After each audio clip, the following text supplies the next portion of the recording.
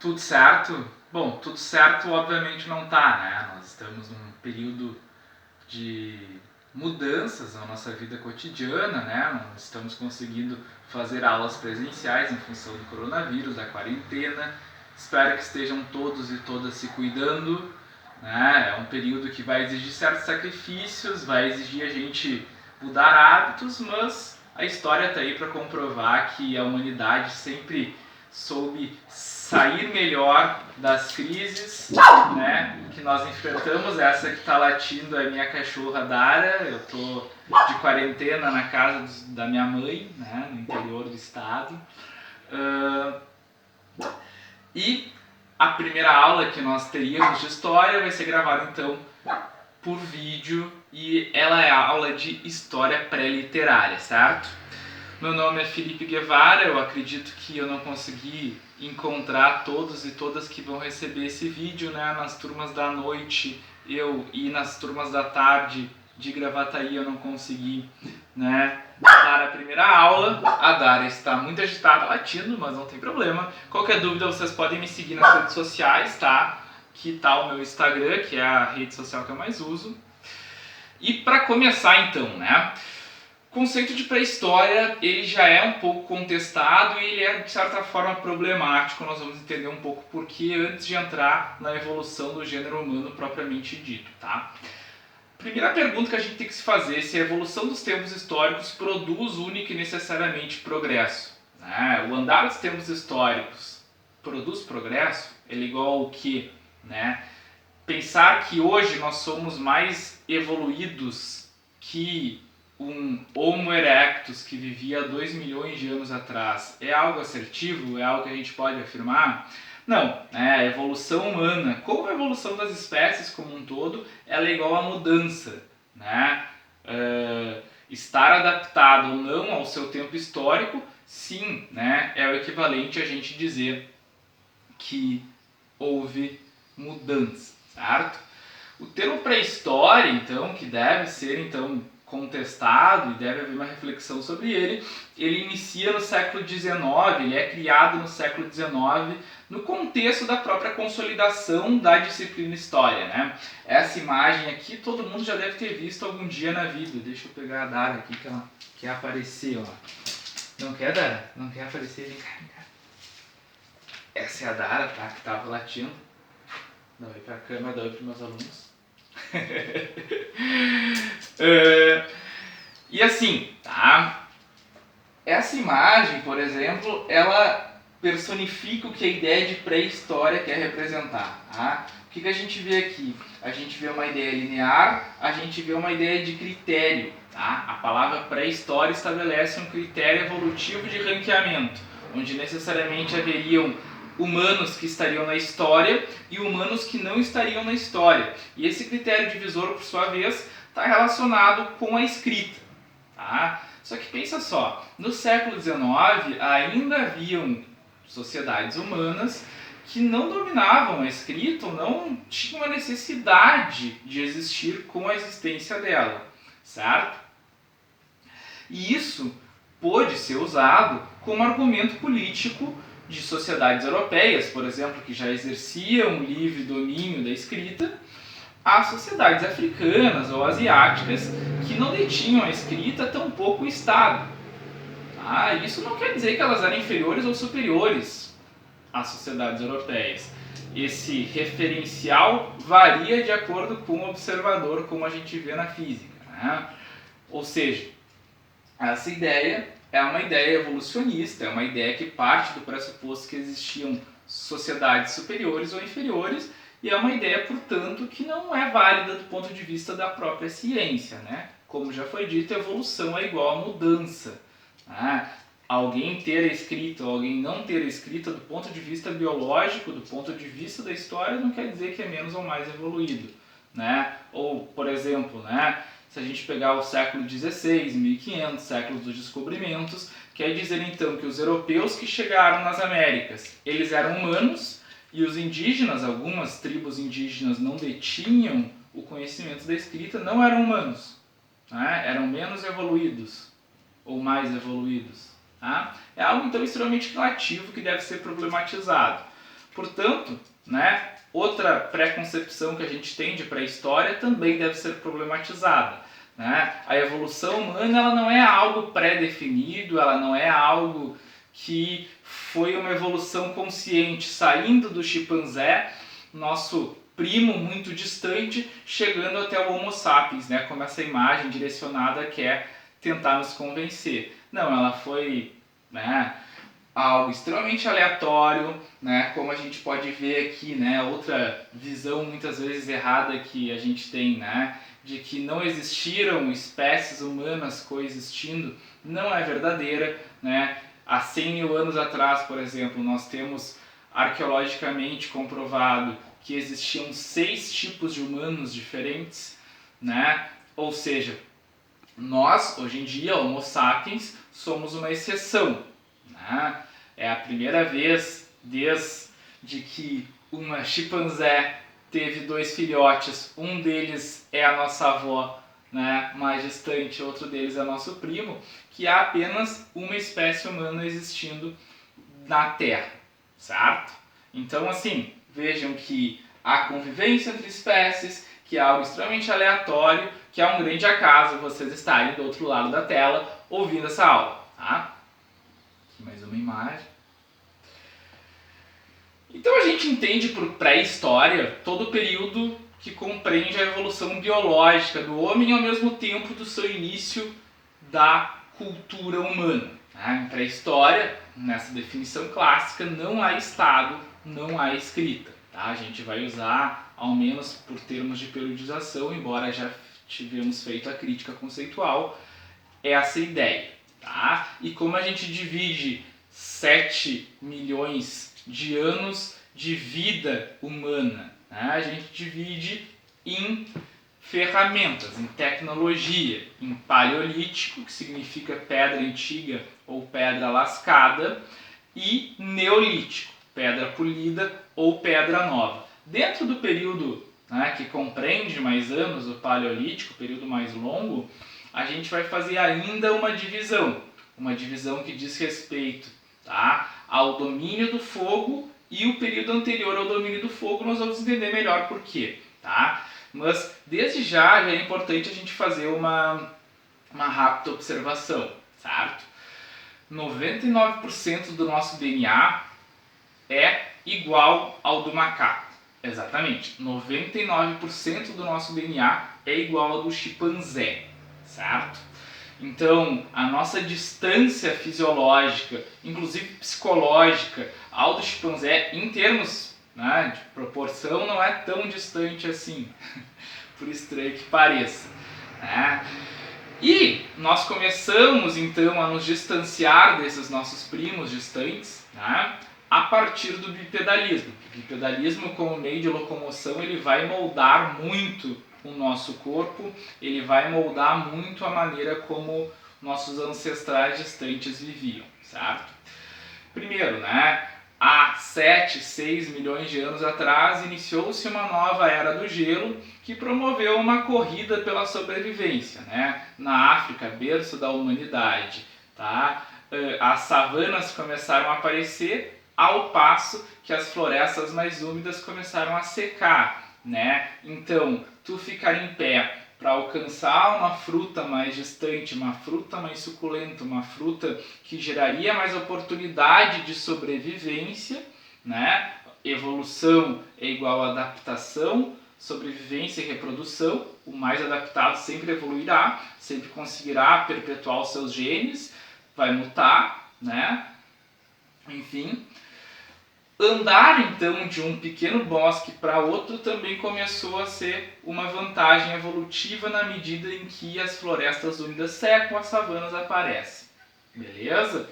Então, o bipedalismo vai moldar extremamente o nosso corpo, né? Desde a capacidade de corrida e uma corrida de resistência que nos caracteriza, né? Até mesmo o aparecimento do suor, né?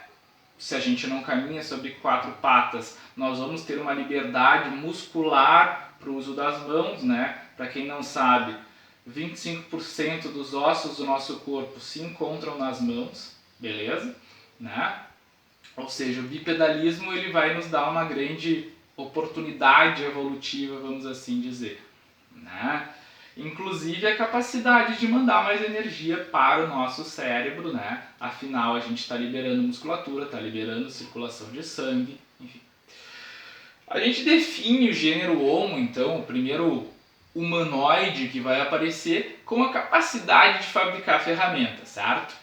A fabricação de ferramentas vai nos proporcionar um tipo de vida característico, certo? A caça e a coleta é a primeira maneira que nós usamos para a sobrevivência. Como assim? Né? Antes da existência do fogo, antes da existência da agricultura, antes da existência do sushi, antes da existência do iFood, a gente caçava e coletava. Tá? Caça e a coleta, que eu não quero que vocês interpretem como uma maneira inferior ou superior de se alimentar ou de viver. É uma maneira diferente. Em termos de nutrientes, um humanoide que caçava e coletava, ele tinha muito...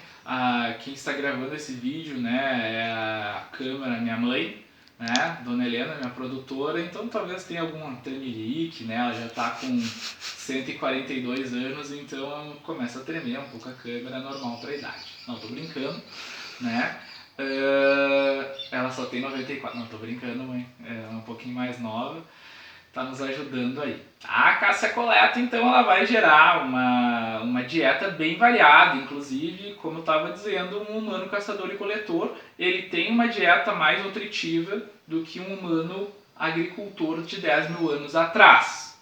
Tá? De 10 mil anos atrás. Eram sociedades nômades, ou seja, a gente detinha pouquíssimos utensílios que nos acompanhavam, né? O nomadismo ele vai inclusive também estar relacionado com a capacidade do grupo, né? Em termos numéricos, normalmente no máximo 100 pessoas andavam juntos, né? A organização, portanto, em pequenos clãs, certo? Gerando uma ideia de comunismo primitivo. Comunismo não é aquele do Marx, né? Que ele vem bem depois. Comunismo primitivo, leia-se ausência de propriedade privada, beleza? Tá? Uma divisão sexual do trabalho.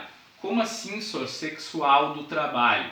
Bom, sexual, portanto, sexo. Todos os animais têm sexo, né? A ideia sexo masculino ou sexo feminino. Gênero é uma coisa diferente. Gênero, como nós já sabemos a partir do século XX, é uma invenção social. Isto é, a divisão sexual do trabalho tem a ver com musculatura, tem a ver com explosão física, tem a ver com força física. Então, os homens vão caçar e as mulheres vão coletar. Não quer dizer que o trabalho feminino é menos importante, pelo contrário. Numa economia de caça e coleta, é inclusive mais importante a coleta, na medida em que a coleta vai gerar o alimento diário, vai gerar fruta, vai gerar cogumelo, vai gerar noz, né, vai gerar vegetais em geral. A caça ela é mais esporádica, não é todo dia que tu vai conseguir caçar um mamute, é mais raro, certo? Então a coleta é inclusive mais importante. Agora eu vou fazer um interrompimento no vídeo para a gente entrar em Paleolítico Superior, a gente ver as características gerais do Paleolítico como um todo, beleza? Parou, né? Deu aquele baque no vídeo quando eu estava fazendo a divisão entre o Paleolítico Inferior e o Paleolítico Superior, por alguns autores também chamado de Mesolítico. Mas agora, o que torna o domínio do fogo tão importante? Primeiro é importante fazer uma diferenciação, né?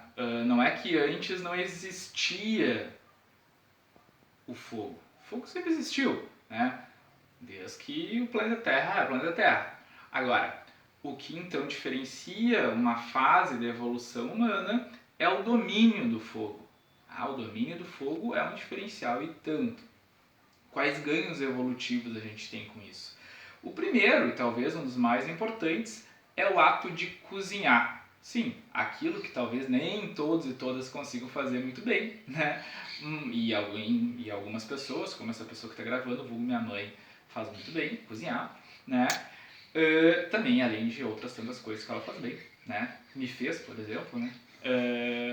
Cozinhar é um ganho evolutivo muito grande, né? Não só ligado à digestão, né? Vamos pensar um macaco, um chimpanzé, nosso primo distante, fica em média 5 horas mastigando comida. 5 horas mastigando durante o dia, né? Isso demanda um gasto calórico, isso demanda um gasto de energia, tá? A rápida digestão que um alimento cozido nos traz, tipo assim, tu mastiga algo em segundos, vai dizer. Tu consegue fazer uma refeição, um almoço, por exemplo, em 10 minutos, se tu estiver com pressa. Tá? A digestão, então, ela nos traz uma diminuição do gasto de energia que vai ser girada, inclusive, para o cérebro, né? A digestão facilita né, a nossa capacidade de ingerir alimentos, isso faz com que o intestino, inclusive, diminua e o cérebro possa crescer, né? Também outros ganhos têm a ver com nutrientes, tem alguns tipos de alimentos que eles só liberam certos nutrientes ao receber calor. Um exemplo, por exemplo, é o próprio ovo, né? O ovo ele só vai se tornar extremamente proteico quando ele é fervido a determinada temperatura. As calorias, né? Uma carne gorda, por exemplo, churrasco, ali ele faz com que tu consiga ingerir mais calorias do que comer a carne crua. Além de ser mais saudável, né? Tem uma série de bactérias que não serão mais transmitidas na medida em que os alimentos serão cozidos. Então, o churrasco, o cozinhar, ele é um grande diferencial na história da humanidade. Além, evidentemente, do fogo proteger, do fogo alongar o dia, do fogo trazer segurança, do fogo trazer a prosa. Vai dizer, tu já deve ter ficado na fogueira, ou numa lareira, ou ao redor do churrasco, ou acampando, conversando em volta do fogo, né? Isso faz com que os humanos interajam, isso produz uma interligação no grupo, certo? E também ele esquenta. O fogo, então, ele é um diferencial e tanto na história da humanidade a ponto de fazer uma ruptura, certo? E, além do fogo, talvez mais importante ou tanto quanto, né, o que possibilita nós estarmos fazendo isso agora é a linguagem.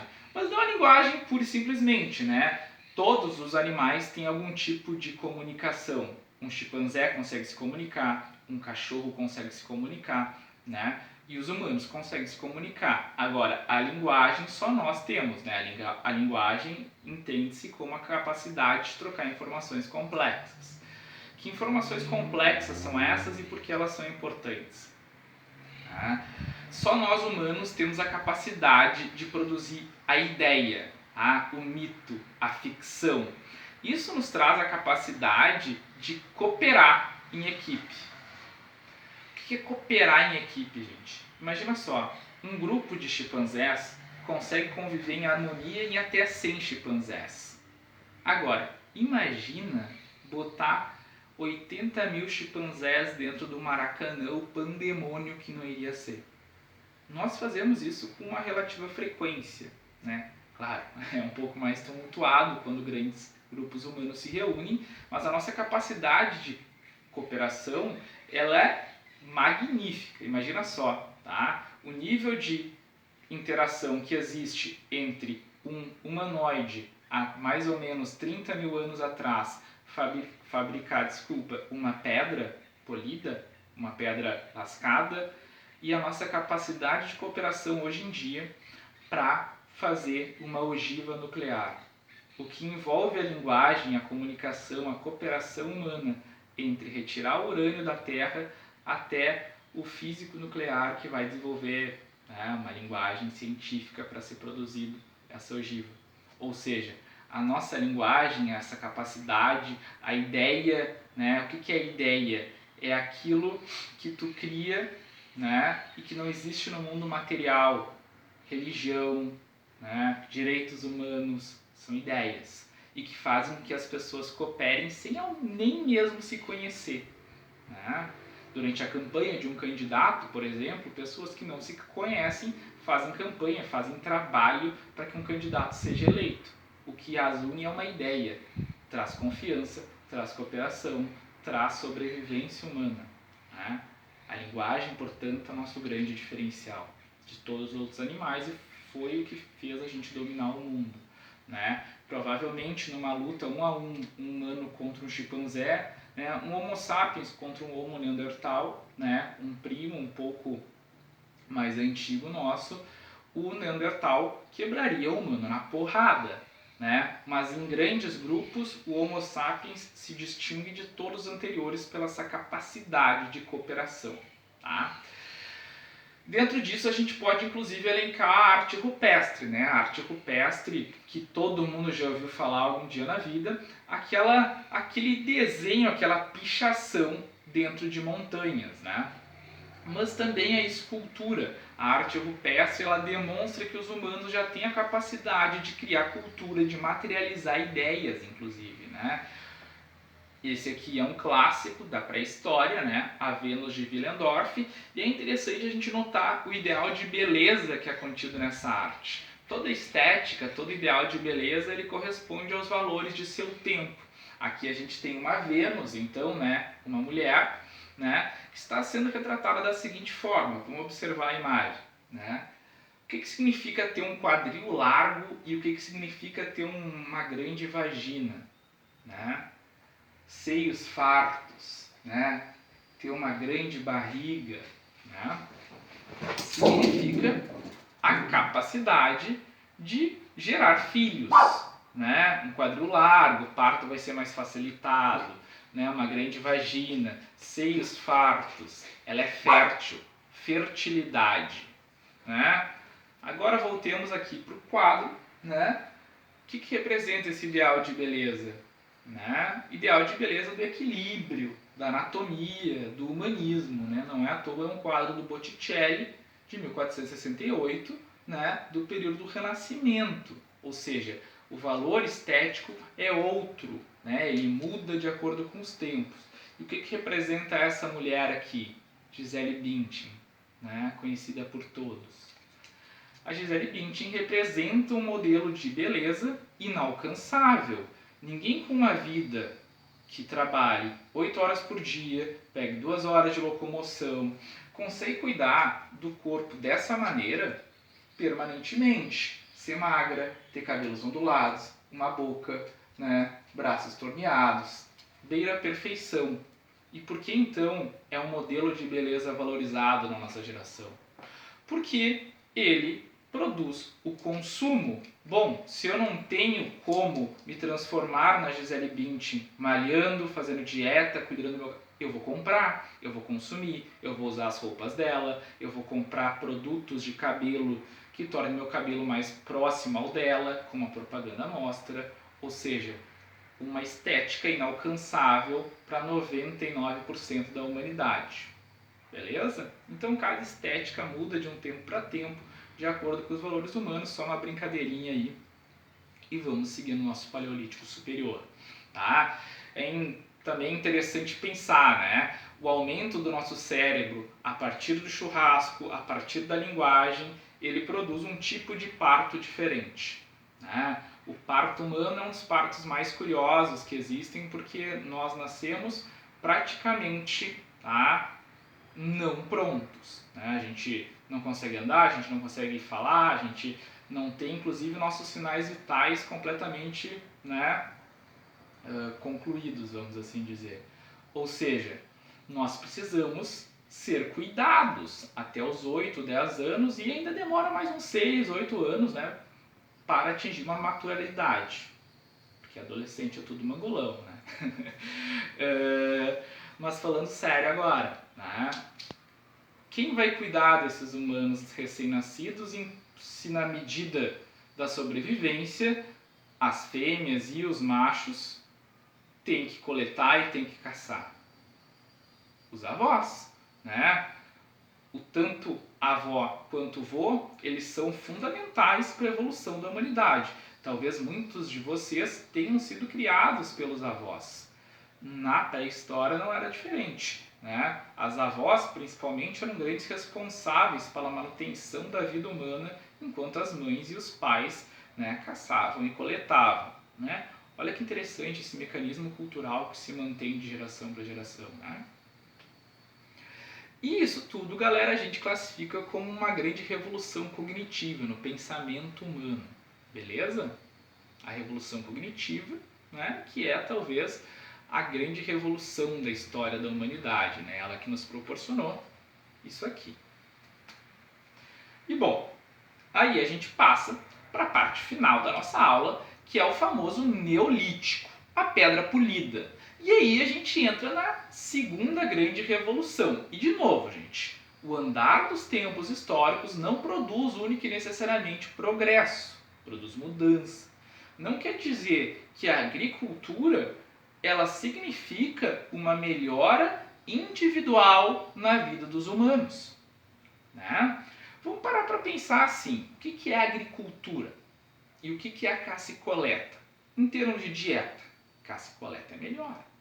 Em termos de poupar esforços, caça e coleta é melhor. Em média, um camponês de 8, 5, 2, 560 anos atrás se alimentava pior do que um caçador e coletor. É óbvio que julgar hoje esse passado nos faz pensar que não é evidente que foi muito melhor, afinal hoje eu não teria uma casa com ar-condicionado, com uma geladeira farta, se não tivesse existido a Revolução Agrícola. Mas esse é um julgamento anacrônico. Para a época, isso não era exatamente tão vantajoso assim. A gente não vai poder debater tanto, né, as complexidades desse processo, mas eu quero que vocês relativizem, afinal, era uma vida muito mais sacrificada a vida do agricultor em relação ao camponês e o coletor, certo? E não quer dizer que o camponês e o coletor, ou melhor, que o caçador e coletor era menos inteligente em termos de análise da natureza do que o camponês da Revolução Agrícola.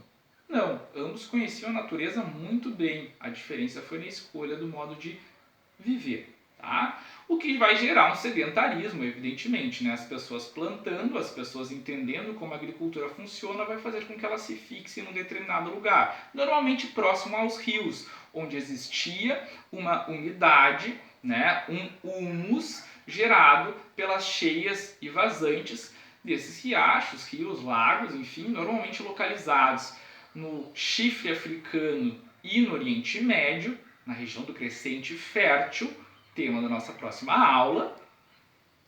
Essas pessoas se instalaram, gerando um rápido crescimento populacional, muitos humanos, mais produção de cultura, avanço da sociedade, uma economia que produz, certo?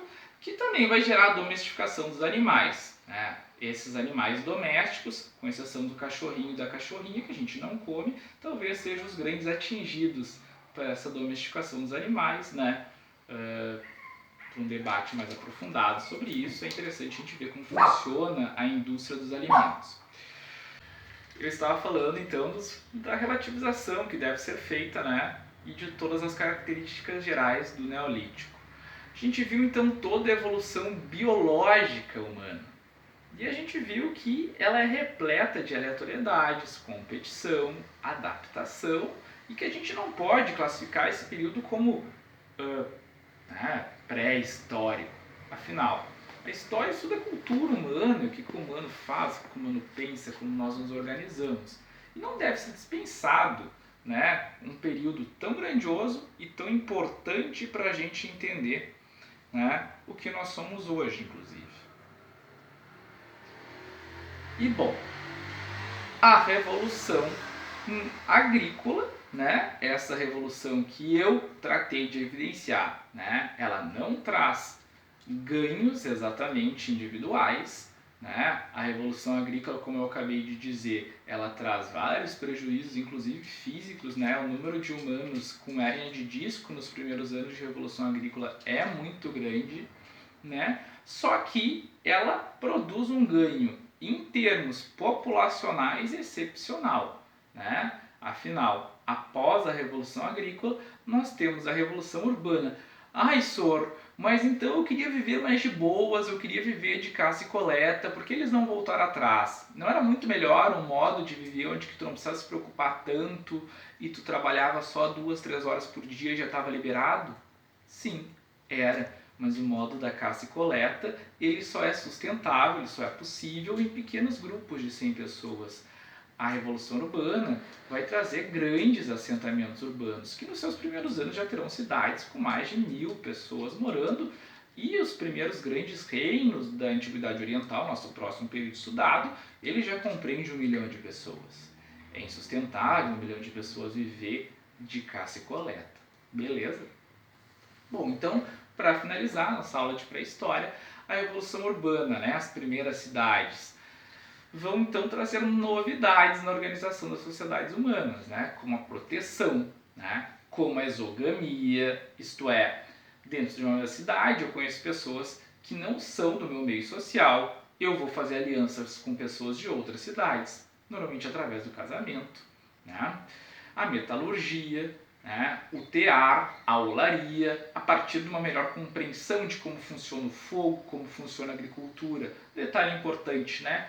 É impossível haver cerâmica antes da existência da agricultura. Né? A necessidade é mãe da criatividade. Para que caçadores e coletores levariam potes consigo para andar pelo mundo? Para nada. Agora, numa agricultura, numa economia agricultora, a cerâmica é essencial para guardar os excedentes. Né? E também o surgimento do sacerdócio. A gente já viu antes que religião, né, já existia nas idades anteriores, no Paleolítico Superior. Né? A criação de mitos, a criação, né, de ficções. Tá? Isso não quer dizer que é verdade ou que é mentira. Tá? Mitos eu digo ideias que não são materiais, tá? Tudo aquilo que é pensamento e a gente consegue verbalizar. Bom, o sacerdócio vai ser importante inclusive na organização dessas sociedades, beleza? E para finalizar então, trouxe aqui uma equação, não é aula de matemática, mas só para a gente ilustrar melhor por que vai surgir a escrita e o Estado. De novo, a necessidade é a mãe da criatividade. Nada é criado sem ser necessário durante esse período tão importante da história da humanidade. Né? Ou seja, agricultura, mais comércio, mais excedentes, escrita. Para eu controlar o quanto que eu vendo, o quanto que eu compro, para eu controlar o quanto que existe de excedentes. Isso só é possível a partir da agricultura e de uma economia produtora, onde eu consigo guardar muito mais do que minha capacidade diária de consumir.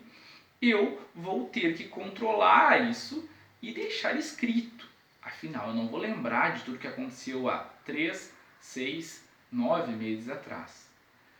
Então, a partir da escrita e a partir de sociedades mais complexas e mais populosas, nós veremos o surgimento de uma burocracia. Não é possível liderar grandes contingentes populacionais somente a partir de uma liderança verbal. É necessário instituir leis, instituir uma organização que exceda o meu ambiente de convivência direto. O grande líder, o Estado, vai ser gerido então a partir de leis escritas, certo?